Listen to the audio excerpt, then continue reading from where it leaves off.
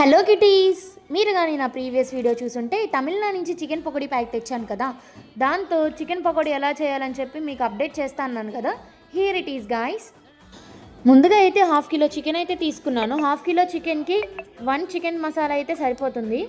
అందులో నేను ఒక 2 tablespoon of ginger garlic paste తీసుకున్నాను.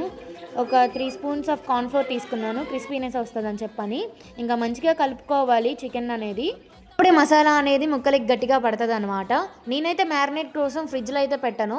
ముక్కల్ని ప్లేట్లోకి ఒక సమానంగా తీసుకున్న తర్వాత సన్లైట్ కింద గంట నుంచి 2 గంటల వరకు పెడతానమాట. అప్పుడే గట్టిగా మసాలా అనేది పడుతుంది ముక్కలకి, త్వరగా కూడా పడుతుంది మసాలా అనేది. ఇంకా నూనె కాగిన తర్వాత చికెన్ ముక్కలు అనేది వాటిలో వేసుకోవాలి.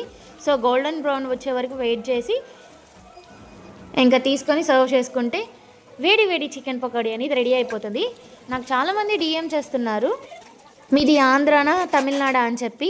అది ఎలా చెప్పాలి, నేను పుట్టి పెరిగింది అయితే ఆంధ్రానే, కాదు నా నేటివ్ ప్లేస్ మాత్రం తమిళనాడు. సో 1 ఇయర్కి ఒకసారి అలా వెళ్ళి అందరినీ పలకరించేసి వచ్చేస్తానమాట. నా జాబ్ గురించి కూడా చాలా డిఎమ్స్ వస్తున్నాయి. దాని గురించి నేను నెక్స్ట్ వీడియోలో అనేది మీకు పోస్ట్ చేస్తాను.